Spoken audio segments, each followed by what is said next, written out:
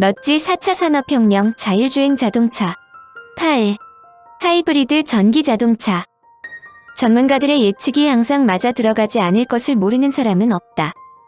이는 전기 자동차 개발에서도 예외는 아니므로 현재 상황을 면밀히 검토한 학자들은 중재 단계가 필요하다고 생각한다. 즉, 본격적인 전기 자동차는 물론 연료전지 자동차가 개발되기 전 나름대로의 중재안이 필요하다는 것이다. 바로 하이브리드 전기 자동차이다. 전기 자동차와 연소 엔진 자동차의 장단점을 접목시킨 것으로 전기 모터와 내부 연소 엔진을 사용하는 시스템이다. 즉, 하이브리드 전기 자동차는 전기로만 작동하지 않는다. 하이브리드 전기 자동차는 전기 에너지를 배터리에 충전시켜 사용함으로써 자동차의 에너지 사용에서 가솔린 연료 사용 부분을 부분적으로 대체한다. 즉, 내연기관의 엔진과 전기차의 모터를 동시에 갖춘 차로 일정 속도 이상을 달릴 때는 연료를 태우면서 작동하고 그 이하일 때는 전기 자동차처럼 전기 모터로 달리는 것이다. 현재 가동 중인 전기차는 기본적으로 고전압 대용량 배터리에 전기를 저장하고 저장된 전기를 이용해서 모터를 돌려 자동차를 굴리는 방식이다. 여기에 사용되는 배터리는 개별 배터리팩을 대량, 즉 수천 개에서 수만 개를 직렬 병렬 연결해서 고전압 고용량 고출력 배터리를 구현한다. 사실 가장 단순한 방법으로 이 단순함이 전기 자동차가 등장할 수 있는 원동력으로 미국 테슬라, 현대자동차에서도 이를 적용한다. 그동안 전기 자동차 배터리에서 가장 큰 문제 중에 하나가 고출력 문제인데 수많은 배터리를 직렬 병렬 연결함으로 그동안의 문제점을 간단하게 해결한 것이다. 즉, 각 배터리 셀에서 약간의 전기만 나와도 수천 개 배터리가 합쳐지므로 엄청나게 큰 출력을 만들 수 있다는 뜻이다. 전기 자동차 배터리의 또 다른 문제는 고용량 문제이다. 전기차에 에너지를 많이 담아 놓아야 장거리를 운행할 수 있는데 문제는 에너지 용량을 키울 수 있는 방법이 생각보다 많지 않다는 점이다. 현재 대부분 사용하는 리튬이온은 주기율표상에서 가장 가볍고 작으면서 동시에 전압차도 가장 크게 만들 수 있는 원소이다.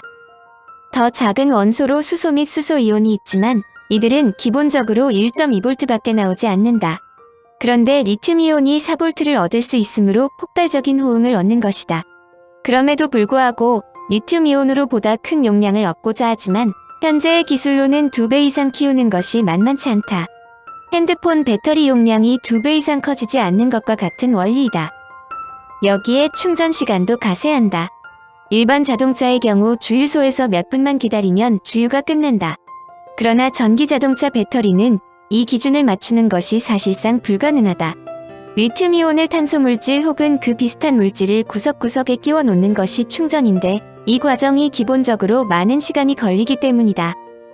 전기자동차에서 가장 큰 지적으로 떠오르는 것은 앞에서 이미 설명했지만 배터리의 수명이다. 리튬이온을 물질 사이에 반복 삽입 또는 퇴출시켜야 하므로 필연적으로 충방전 과정에서 변형 및 퇴행을 겪는다. 학자들에 따라 다르지만 일반적으로 1000번 완전 사이클을 수명으로 보는데 이는 3년 정도의 기간을 뜻한다.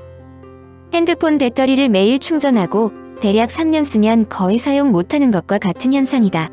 일반적으로 핸드폰 배터리를 약 2년마다 갈아주는데 자동차 배터리를 2년마다 갈아준다는 것은 원천적인 문제가 되지 않을 수 없다. 물론 수학자들이 다소 놀라운 계산식을 제시한다. 1회 충전에 300km 가는 전기 자동차를 1000번 완전 사이클로 사용하면 대략 30만 km가 된다. 각 개인이 30만 km 주행하는 동안 얼마를 사용할지 체크해보라는 것이다.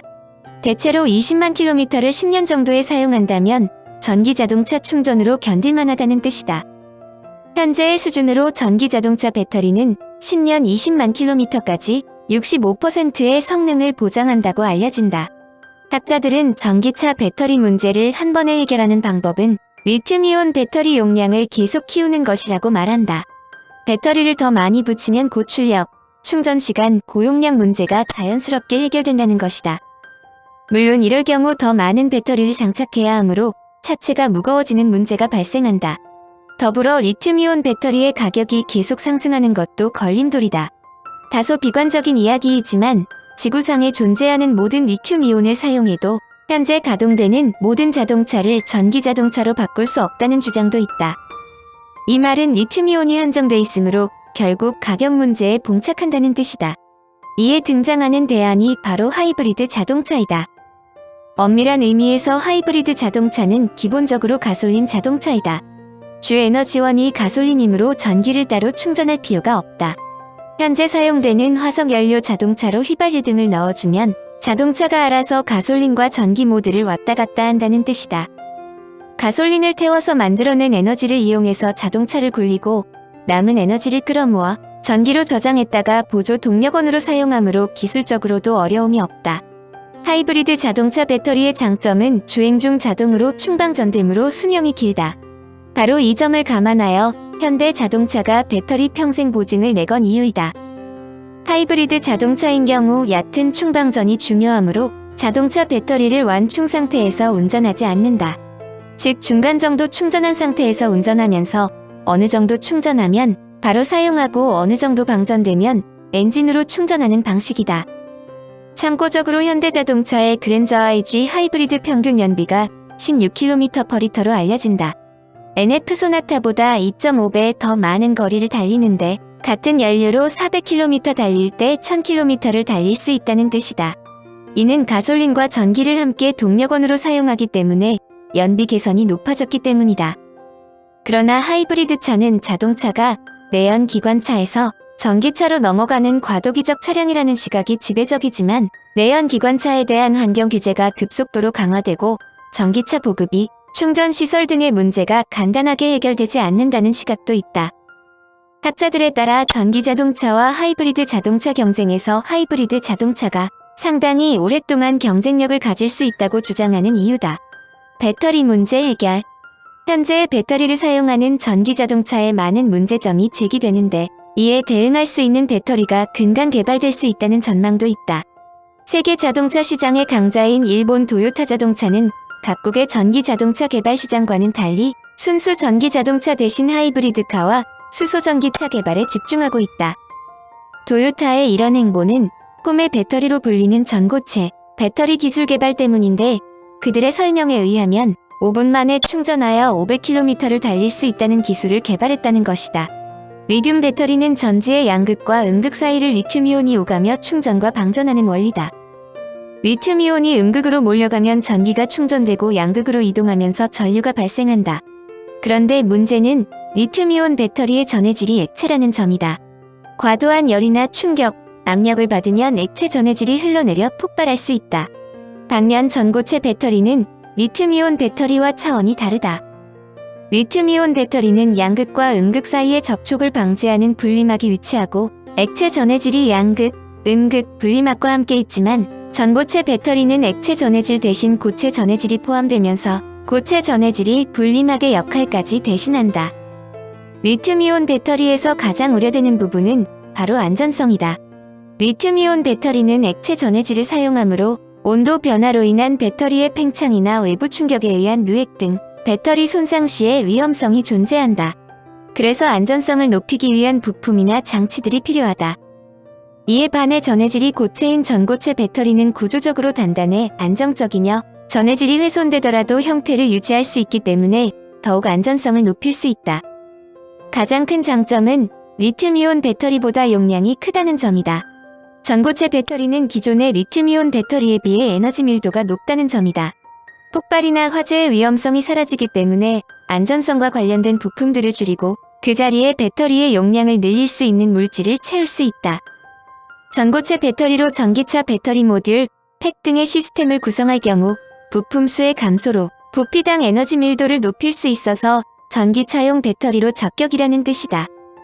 특히 가장 큰 장점은 일회 충전 시 주행거리가 월등하게 길어지는 데다 충전 시간도 30분에서 1시간에서 5에서 10분 정도로 확 줄어든다. 그런데 전고체 배터리가 많은 장점을 갖고 있음에도 상용화되지 못한 대표적 이유로 이온 전도도 문제가 꼽힌다. 이온 전도도는 전해질 속에서 이온이 얼마나 잘 이동하는지를 나타내며 이것이 높을수록 배터리의 성능이 좋다. 고체 전해질은 액체 전해질의 이온 전도도를 아직 따라가지 못한다는 뜻이다. 그런데 아직 고체 전해질의 이온 전도도가 액체 전해질에 비해 낮지만 이론적으로는 고체가 액체보다 이온 전도도가 높다는 연구 발표도 있다. 학자들은 이들 문제가 조만간 해결될 것으로 생각하므로 현재 세계는 전고체 배터리 전쟁 중이라 볼 수 있다. 미국의 스타트업 퀀텀스케이프는 개발 중인 전고체 배터리가 15분 안에 80%를 충전할 수 있는 수준에 이르렀다고 밝혔다. 1회 충전 시 주행거리는 300마일 즉 약 483km이며 배터리 수명도 12년에 달한다고 발표했다. 이 회사는 빌 게이츠 마이크로소프트 창업자와 세계 자동차 판매량 1위인 독일 폭스바겐이 투자한 회사다.